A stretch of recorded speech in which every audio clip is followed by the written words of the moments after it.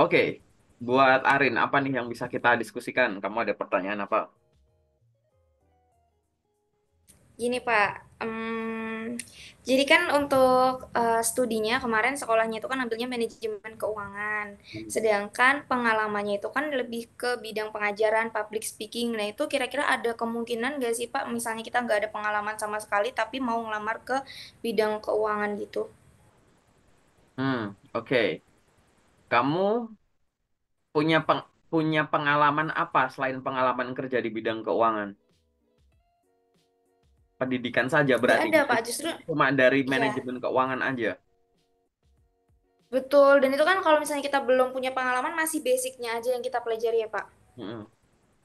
Ya, aku kasih tahu ya. Jadi memang mungkin kamu juga udah paham ya bahwa setiap setiap orang itu dapat pekerjaan karena tiga hal, adanya keinginan, adanya kesempatan, dan adanya kemampuan gitu. Kamu pengen lamar kerja di bidang keuangan, oke, ya kan? Terus habis itu adanya kesempatan, adanya info lokernya, oke. Nah, tapi kamu juga harus bisa menjawab Rin dari sisi kemampuan. Kamu punya kemampuan apa? Karena nanti kamu kalau nggak ada kemampuan sama sekali di bidang keuangan, berarti kan dalam tanda kutip setara kayak fresh graduate banget gitu. Nah, kalau kamu setara sama fresh graduate banget, ya nanti kamu ngelamarnya ya untuk level-level itu aja. Dalam arti staff mungkin. Mungkin sejauh ini kamu punya pengalaman jadi di bidang lain udah levelnya nggak staff tuh, udah cukup tinggi gitu kan. Tapi ini kalau balik ya level staff lagi. Tapi apa? Tapi kan kemampuanmu hanya dari sisi basicnya saja, teorinya saja, teori-teori saat kuliah itu tadi. Nah, yang lainnya kan nggak ada. Lalu harus apa yang dilakukan? Kalau saranku, kamu tetap melamar yang relate Ya. sama pengalamanmu sekarang juga. Jadi yang sesuai dengan bidangmu sekarang itu tetap kamu lamar. Tapi jangan lupa, kalau misalkan dalam pengalamanmu beberapa tahun ini ada kegiatan keuangannya, jangan sampai lupa dimunculkan di penjabarannya. Kalaupun ada loh ya, gitu. Yang selanjutnya adalah kamu harus gini, paham bahwa di awal kamu akan dinilai dari apa yang tertulis dulu, ya kan? Ya dari CV-mu dan dokumen pendukung.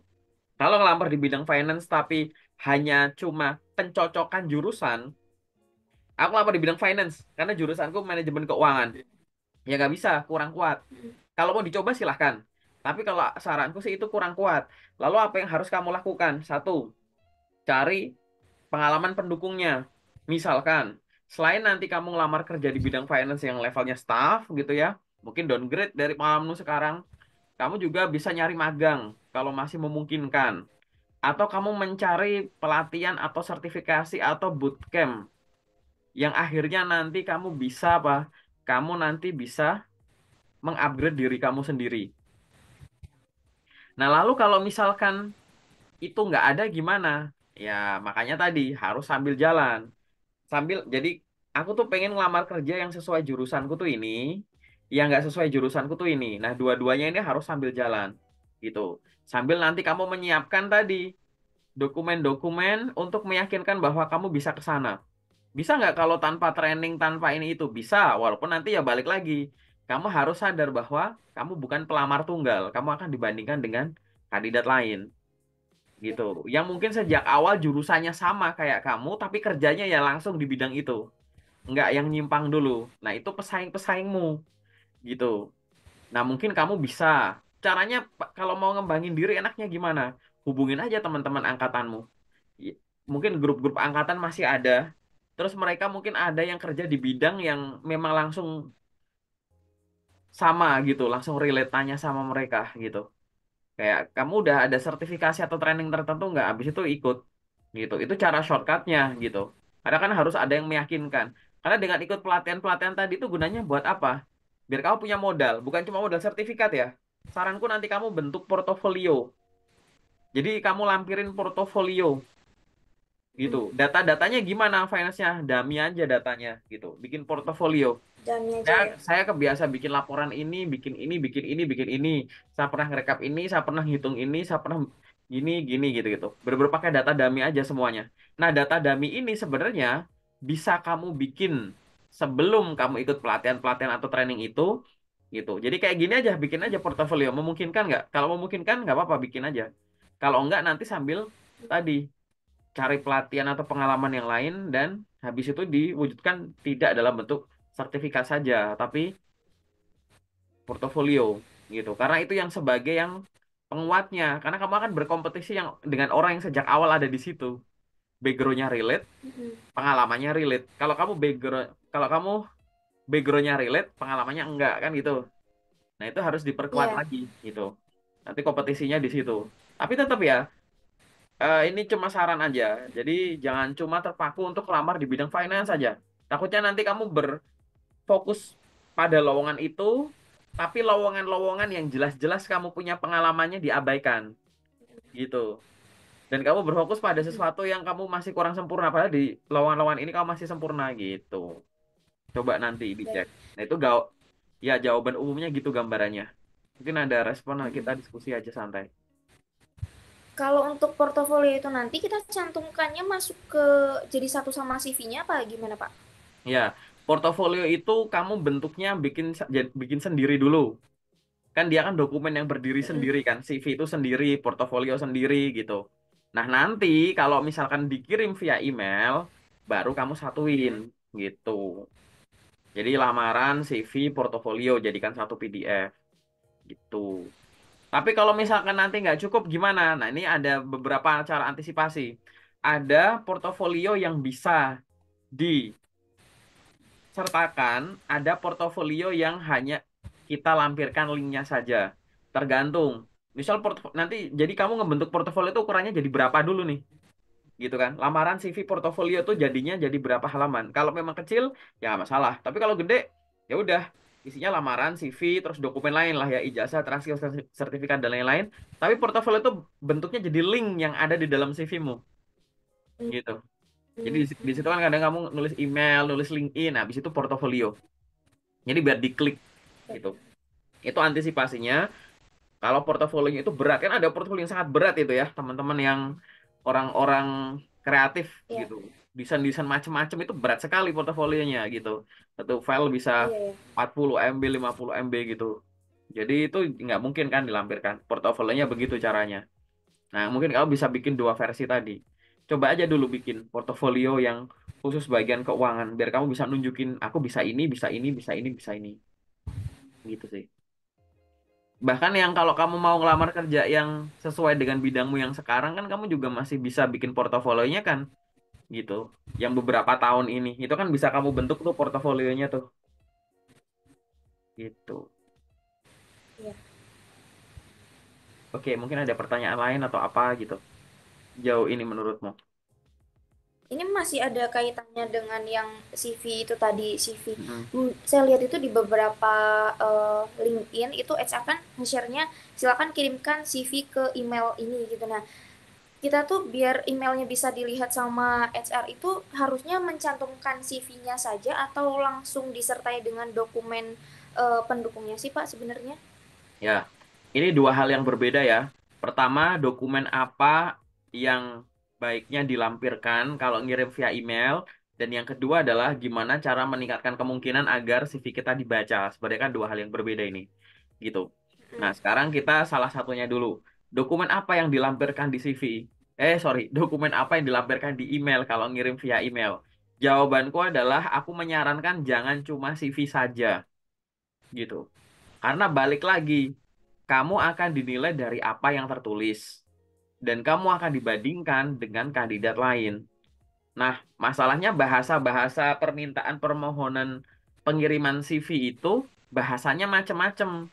Ada yang silahkan kirimkan CV ke, silahkan kirimkan CV dan dokumen lain ke, silahkan kirimkan berkas Iya. lamaran ke, gitu. Nah, itu bahasanya beda-beda. Nah, karena kita nggak tahu kayak gimana, aku akan menyarankan mending sama dokumen lain ikut dilampirkan jadikan satu PDF. Toh nanti kalau nggak dipakai ya udah biar nggak dibaca gitu. Daripada kurang, daripada kamu bergantung pada satu dokumen CV. Karena kalau cuma menggunakan patokannya hanya menggunakan arahan bahasanya, nanti kamu akan menemukan tuh. Kalau silahkan kirimkan CV ke email ini, cuma ngirimin CV. Nah, nanti di LinkedIn kalau ada yang bahasanya silahkan kirimkan lamaran ke, masa cuma surat lamaran nggak ada CV-nya gitu. Iya, Kan maksudnya lamaran tuh ya berkas lamaran lengkap gitu. Jadi ikut dilampirkan saja gitu. Tapi ya tetap ya eh, dokumennya yang relevan gitu ya. Gitu. Pasti kamu udah paham lah gitu soal itu. Nah, itu adalah dokumen yang dikirimkan biar kamu nggak banyak mikir, oh ini cuma CV saja atau apa gitu. Kecuali di info lokernya itu langsung menyebutkan dokumen lengkap. Silahkan kirimkan ini, koma ini, koma ini, koma ini, koma ini. Nah, ikuti kalau kayak begitu ini kan. gitu. Itu baru satu poin dari pertanyaanmu barusan, yaitu dokumen yang dikirim saat mengirimkan lamaran. Yang poin nomor dua adalah gimana cara meningkatkan kemungkinan biar lamaran kita dibaca oleh HRD. Kalau misalkan kita ngirimnya via email, aku ngomongnya via email dulu. Ya, yang nomor satu adalah silahkan kirim tidak lama setelah lokernya di post. Gitu. Ini sebenarnya cuma kembali ke definisi buka loker sih. Perusahaan itu kan ngebuka loker itu kan karena butuh kan. Kalau butuhnya setahun lagi kan buka lokernya setahun lagi tuh. Ya nggak? Gitu. Nah, senang nggak perusahaan kalau bisa segera memperoleh kandidat untuk mengisi posisi itu? Senang dong. Karena orang itu langsung Senang. kontribusi, ya kan? Nah, karena kita kembali ke definisi itu, maka sebenarnya perusahaan akan senang kalau segera memperoleh kandidat yang dicari. Cara nyarinya dengan rekrutmen, buka loker. Nah, kalau buka loker kita langsung fast respon, kan itu bukankah membantu gitu. Jadi kita dari sudut pandang itu, kita sebagai job seeker punya posisi ya udah kita segera ngirimkan lamaran setiap loker yang sesuai. Jadi nanti kalau misalkan kamu nih cari loker di LinkedIn, kan bisa tuh ya yang ada postingan pertanggal kapan. Filteringnya tuh filtering 24 jam terakhir dulu. Habisin dulu. 24 jam Oh, terakhir ada kalau udah nggak ada update-nya baru dulu ya. mundur seminggu terakhir. Seminggu terakhir kalau nggak ada mundur lagi gitu. Itu gunanya untuk tadi. Memang nggak ada jaminan karena memang juga ada HRD-HRD yang misalkan lewat job portal. Itu misalkan loker dibuka tanggal 1 sampai tanggal 14. Terus sekarang baru tanggal 2. Itu masih kayak, ah nanti dulu lah prosesnya. Biar sekalian aja nunggu penuh dulu. Itu ada gitu. Cuman kan nggak ada salahnya kalau kita segera.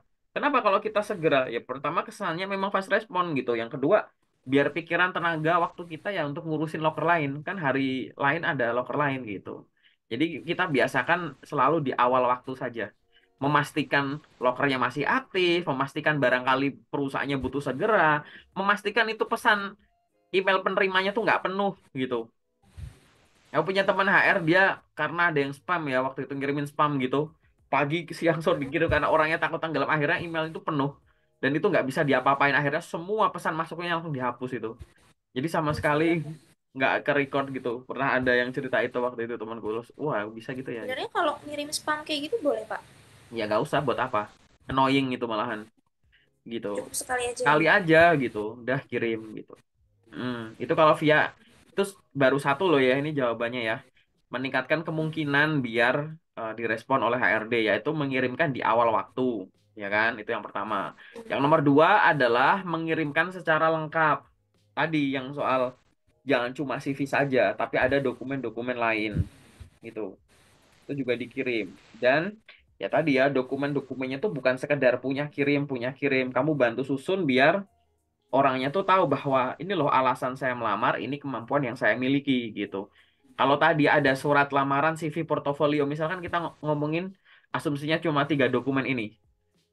Surat lamaran itu kan intinya perkenalan diri dan menyampaikan maksud. CV itu artinya menunjukkan perjalanan karir kita. Portofolio itu intinya menunjukkan bukti karya kita selama perjalanan karir di CV kan gitu kan ya. Jadi Ya. itu kan intinya cuma itu. Nah itu kan sebenarnya udah kuat itu 3 kombinasi ini gitu. Nah itu pastikan ada. Urusan nanti nggak dibaca, bukan urusanmu, urusannya penerima pesan saja. Gitu. Gitu. Persimpel cara pikir dan cara geraknya dulu gitu ya. Tuh udah kan tadi ya dari sisi mengirim di awal waktu. Yang nomor dua itu dari kelengkapan filenya dan relevan tentunya ya. Dan yang ketiga itu adalah ajak ngobrol perusahaannya, ajak ngobrol HRD-nya. Jadi misalkan kamu dapat info lokernya dari mana? Dari LinkedIn. Ya udah, setelah kamu misalkan ada teman HRD yang posting, terus kamu lamar via email. Terus sudah selesai, setelah selesai ngirim lamaran, kamu rekap tuh, kamu punya Excel sendiri.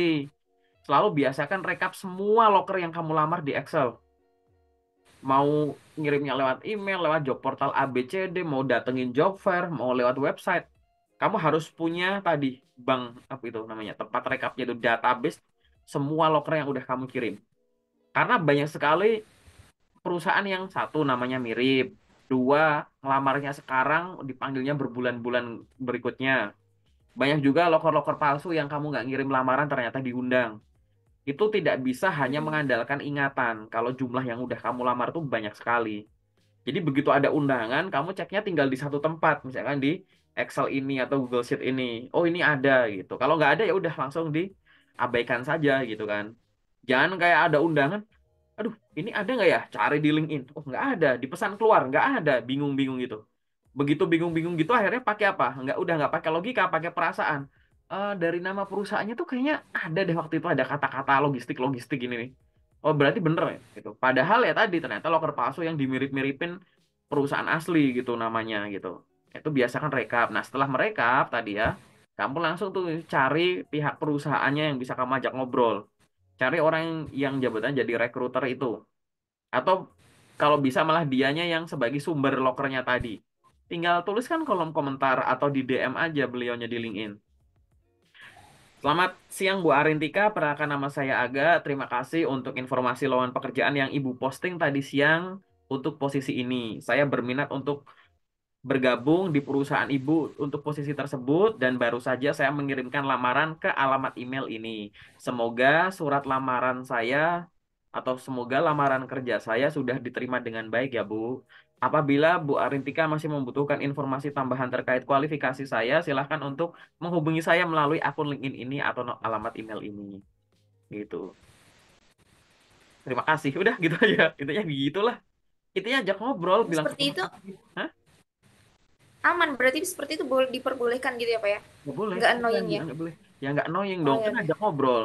Di balik Ya. email itu manusia, di balik website manusia, di balik LinkedIn-nya perusahaan manusia. Jadi perlakukan manusia ya sebagai manusia. Ada loker ya diajak ngobrol gitu. Ya nggak apa-apa ya nggak annoying gitu. Yang annoying tuh yang tadi spam itu loh.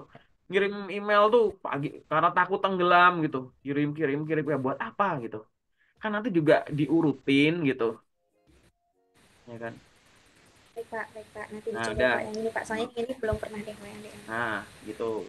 Belum pernah ngelakuin gitu atau belum pernah ngirim-ngirim. Iya, kalau ngirim, kalau dari Udah. linknya cuma langsung dikirim aja, cuman kalau untuk langsung DM-nya yang pengirim loker itu belum pernah, HR-nya belum pernah Ya, di DM DM. itu cara yang itu ya. Terus sekarang cara yang terakhir.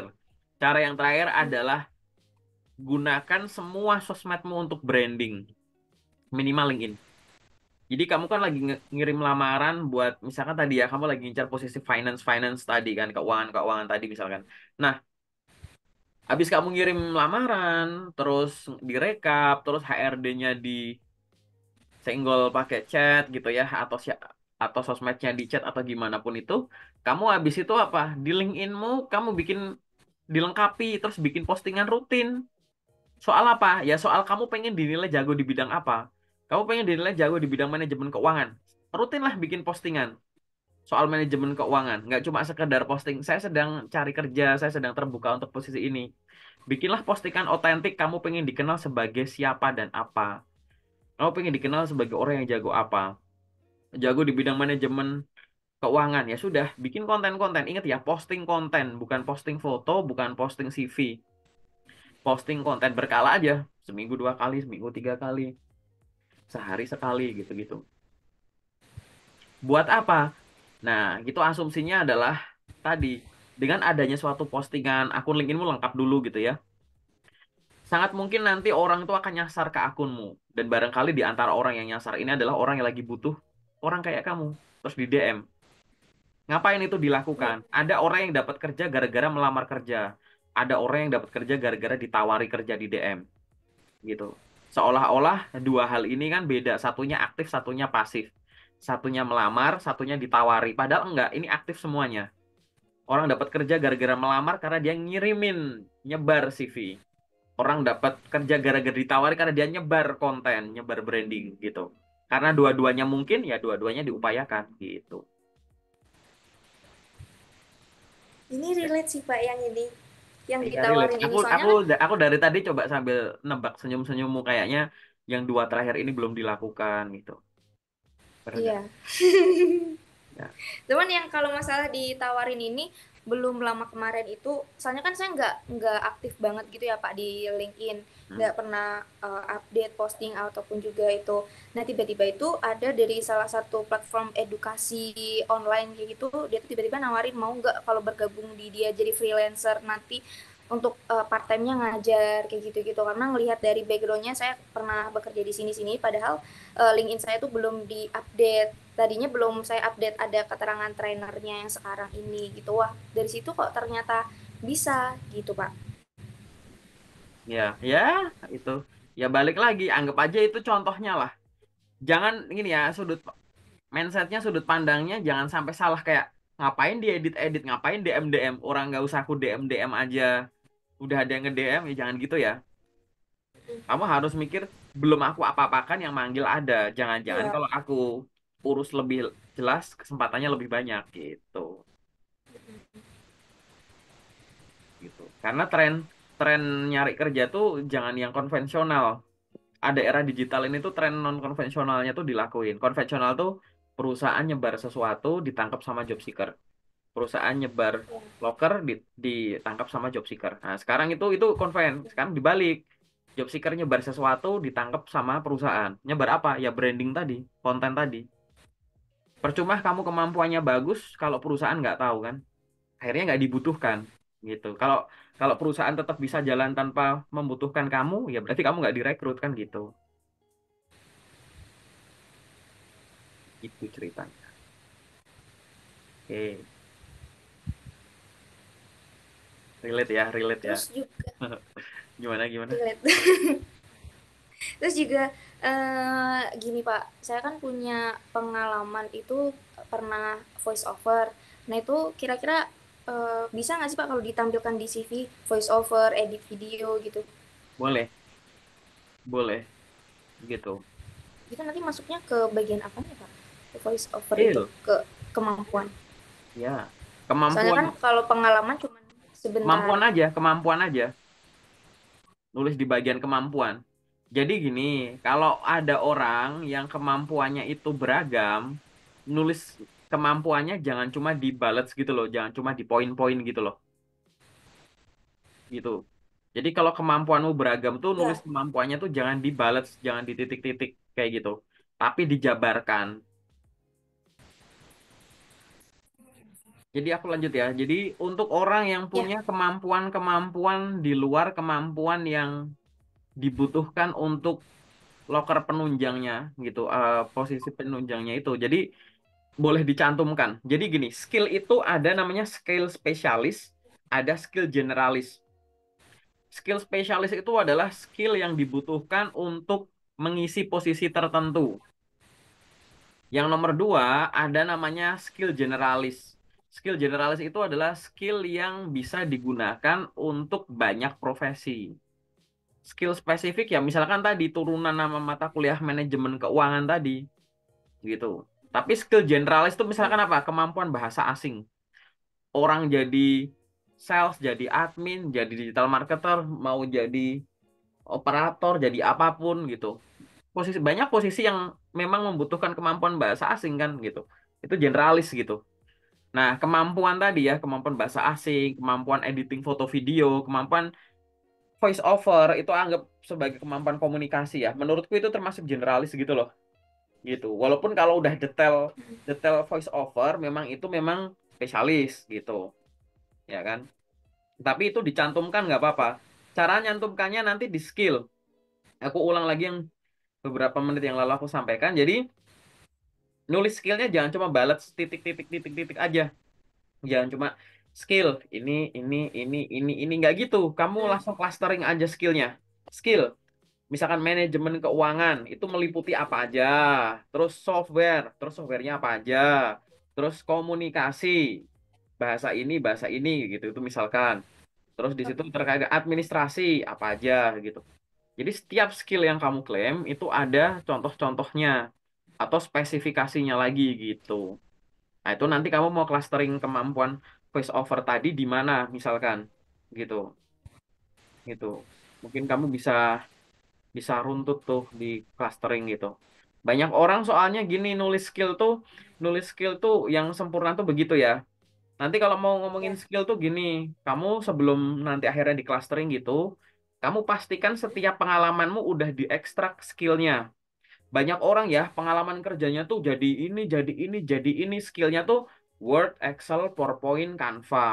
Iya. Nah, kalau cuma nulis itu anak SMP juga bisa, nggak harus anak kuliahan yang cuma pengalaman kerjanya. Maksudku, nih aku nanya sama kamu ini buat logika ya. Kalau Hmm, orang kalau orang kursus bahasa Inggris selama setahun, kira-kira nanti dia jadi jago bahasa Inggris atau jago bahasa Jepang? bahasa Inggris. Jago bahasa Inggris. Kalau Ya, kursus nari, kalau kamu kursus kursus nari selama sebulan, jadi jago nari atau jago masak? jago nari. Jago nari. Artinya apa? Kursus pendidikan itu harus menghasilkan skill yang relevan kan? Nah, sekarang kamu lihat Ya. tuh di CV-mu nanti. Kamu kuliah jurusan Hmm, manajemen keuangan. Skillnya apa? Misalkan gitu. Ya kan? Itu kan harus yang berkaitan dengan manajemen keuangan kan? Bener gak? Gitu. iya, Jangan sampai benar. kamu nulis skillnya kayak yang barusan gitu. Nanti pas di sesi kedua nanti kita cek ya gitu. Tuh. Jangan sampai, loh ini kan jadi nggak relevan. Itu sama kalau kayak gitu, Iya. kayak kamu kemana? Ini aku mau kursus masak nih gitu, sebulan gitu kan. Terus kamu jago apa? Ini aku jago nari. Lah kita yang baca kan kayak, ah, kamu sebulan kursus masak ya? Kok jadi jago nari gitu loh, gitu. Jadi kan kamu di situ Nggak kan nyambung ya, Mas. harus harus tahu gitu. Itu apa aja tuh kayak gitu kan gitu. Mungkin kan kamu harus harus bener-bener disebut di situ kemampuan analisismu. Ya enggak kayak gitu. Terus software-software untuk keuanganmu apa yang bisa kamu sebut di situ, ya kan? Gitu. Membuat dan membaca laporan keuangan dan semuanya. Terus analisis keuangan apapun yang kamu bisa. Karena kamu punya mata kuliah, lihat itu transkrip nilaimu yang kamu dapat nilai A itu. Kan turunannya di situ. Mending kamu langsung masukin nama-nama mata kuliahmu di situ malah nggak apa-apa di skill gitu, manajemen keuangan, koma misalkan akuntansi, perpajakan, akuntansi, biaya, akuntansi, keuangan syariah gitu-gitulah intinya. Itu istilah-istilah itu tuh kata kunci yang harus ada di CV gitu. Bukan nanti Word, Excel, PowerPoint, Canva gitu. Kayak, loh ini apa gitu. Analogi yang sama juga bisa Itu kita, maksudnya, ya, itu nanti kalau misalnya ya Word, Excel, Canva kayak itu masuknya ke software aja gitu ya. ya software gitu. Dan balik lagi ya, CV kalau kalau lebih dari satu halaman jangan dipaksakan satu halaman, dua halaman, tiga halaman juga nggak masalah. Paling dua halaman rata-rata gitu. Begitupun pengalaman kerja. Ini aku nanya sama kamu nih. Kalau kamu kerja selama setahun jadi tukang cukur gitu, jadi jago nyukur atau jago masak? Jago nyukur. Jago nyukur gitu. Bener gak? Gitu. Kalau kamu jadi Bener. apa ya, misalkan kita cari yang lain ya. Kamu jadi jadi petani, jadi jago bajak sawah atau jadi jago nanam, jadi jago goreng makanan, kan jago bajak sawah kan gitu ya. Itu sih juga sama. Sekarang kamu bayangin tuh, kamu pernah kerja jadi apa? Lah dari kerjaanmu itu kamu jadi jago apa gitu loh. Gitu. Jangan sampai nggak relevan kerjanya apa, skillnya balik lagi ke Word, Excel, PowerPoint yang ibaratnya ah ini anak SMP bisa gitu. Kamu pernah kerja jadi apa gitu. Dan satu pekerjaan itu pasti akan menghasilkan banyak skill. Apapun pekerjaannya Iya. gitu. Kamu jualan online hijab, itu punya menghasilkan skill apa? Sales dan marketing, online promotion, customer service, complaint handling gitu-gitu. Kamu kerja jadi asisten rumah tangga, jadi pembantu. Skillnya ya nyapu, masak, nyuci, ngepel, nyetrika. Banyak-banyak gitu. Satu profesi itu pasti menghasilkan banyak skill. Dan banyak skill itu silahkan ditulis di CV-mu. Semuanya, ya semuanya yang kuat-kuat, yang kamu yakin. Dan nanti dikelompokkan, di clustering gitu. Ini loh, di bidang ini saya bisa ini. Di sini saya bisa ini. Di software saya bisa ini. Di bagian ini saya bisa ini gitu. Jadi ke cluster enak yang baca gitu. Tuh. Baik. Terus nanti kalau kamu ngirim lamaran ya, mungkin ini akan jadi tantangan kamu. Loh, kamu pengalaman kerja kamu kan kebanyakan di bidang B. Background pendidikanmu di bidang A. Kenapa kamu melamar di sini? Nah, kamu tetap harus yakin untuk menjawab itu. Jangan kayak kamu jadi kurang pede dengan menjawab, iya juga sih, saya adalah orang Hmm, dengan pengalaman A, tapi kurang pengalaman A. Malah saya jago pengalaman B. Jadi kayak ngeiyain gitu. Ngeiyain penanya, padahal penanyanya cuma ngetes. Kamu harus melihat, misalkan kamu tadi ya lulusan manajemen keuangan, tapi pengalamanmu jadi apa? Jadi sales misalkan. Kamu jangan melihat sebagai aku orang manajemen keuangan yang kurang berpengalaman di bidang itu, karena aku nggak pernah jadi itu. Kamu jangan melihat sebagai itu. Kamu harus mempromosikannya adalah saya adalah lulusan manajemen keuangan yang dibalut dengan keterampilan sales dan marketing. Gitu. Jadi gitu, gitu. Jadi kayak begitu. Saya adalah lulusan manajemen keuangan yang dilengkapi dengan kemampuan apa, gitu. Kemampuan manajemen keuangan saya latih dan saya tempa selama pendidikan dari pendidikan formal, baik itu dari praktikum, dari penelitian, dari proyek yang saya lakukan di kampus, maupun dari magang.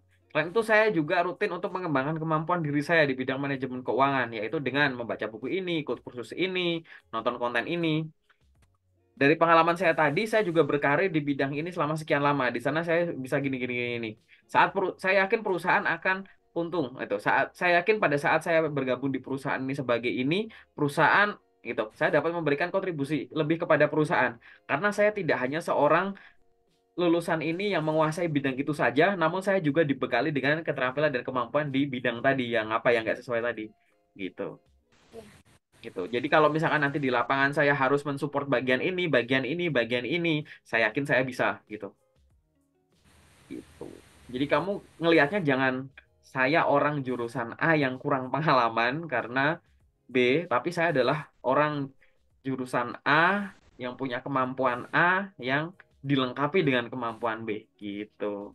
Seolah-olah kamu mau bilang nggak semua orang jurusan manajemen keuangan loh yang punya kemampuan ini juga gitu. Ngelihatnya dari sudut pandang situ, dari sisi optimisme, harus dari sisi yakin. Kalau kamu nggak yakin sama dirimu sendiri, gimana perusahaan yakin sama kamu gitu, ya kan itu. Secara iya. general gitu ya. Oke. Ada satu pertanyaan yang Ya, singkat nggak? Kalau nggak ada ya pertanyaan nggak ada ya. singkat. Ini kayaknya singkat ini. Ini udah pertanyaan terakhir sih, Pak, Apa tuh? yang sudah saya rangkum. Apa tuh? Ini pertanyaan sekalian sama teman-teman saya yang lainnya Ya juga. boleh. Jadi, kita tuh bingung, Pak. Ini kan banyak sekali situs-situs kayak pencari kerja ya, ada Jobstreet, ada Ya Bukajob. aku bisa nebak Salah mana yang satunya paling LinkedIn. bagus performanya. Bener nggak? Enggak, Pak. Oh salah. Oke apa tuh? Apa tuh? Jadi sebenarnya situs-situs seperti ini tuh apa ya, di perusahaan tuh ada orang dalamnya apa enggak sih gitu Pak? Karena kok enggak dari melalui apa ya, kirim langsung ataupun juga melalui situs-situs seperti itu kayaknya enggak ada yang nyantol gitu. Padahal secara Ya, job description-nya udah disesuaikan dengan pengalamannya kita gitu, ya, yang kayak bener-bener oh ini tuh udah yang kita kerjakan gitu loh, tapi kok masih enggak nyantol satupun gitu loh Pak. Sebenarnya itu ada ya. orang Oke, dalamnya juga kah atau bagaimana gitu? oke. Aku jawab secara singkat ya, karena ini menitnya tinggal sebentar ya. Satu, jadi kualifikasi udah tertulis semua di poster loker itu, kamu udah memenuhi semuanya, belum tentu kamu diundang. Artinya kalau Iya. tidak semua kualifikasi kamu penuhi, boleh dicoba. Artinya apa? Di belakang sana tuh banyak pertimbangan yang tidak tertulis di kualifikasi. Jadi jangan terpaku kalau kamu kerja di posisi itu hanya butuh kompetensi dan pengetahuan ini yang tertulis di lokernya. Nomor dua, jangan buru-buru ngomongin ordal-ordal. Kamu harus ngomongin tentang apa? Tentang benar dan lengkapnya cara ngirimnya tadi. Ingat, paham ngirim email aja tidak hanya ngirim email loh, tapi kegiatan yang meliputi itu. Ngirim email, terus ngerekap, terus ngobrol sama HRD-nya. Jangan-jangan lewat job portal kamu juga begitu. Hanya klik-klik-klik-klik sambil rebahan bisa dan lain-lain. Mungkin belum dijabarkan di akun job portalmu. Yang kedua, intensitasnya belum tinggi. Yang ketiga, kata kuncinya belum banyak. Yang keempat, masih fluktuatif. Hari ini ngirim banyak, besok dikit, besok hari libur, ikutan libur. Terus apa? Cuma ngirim-ngirim-ngirim aja. Nggak apa, nggak riset. semua perusahaan yang kamu kirim lewat job portal macam-macam tadi, cari HRD-nya di LinkedIn, connect sama mereka, ngobrol sama mereka. Itu adalah cara yang paling optimal dan itu yang aku lakuin sendiri juga. Kalau itu belum dilakukan, jangan buru-buru ngomongin soal faktor ordal. Barangkali itu belum terlalu kena ke kamu gitu. Paham ya di sini ya? Iya.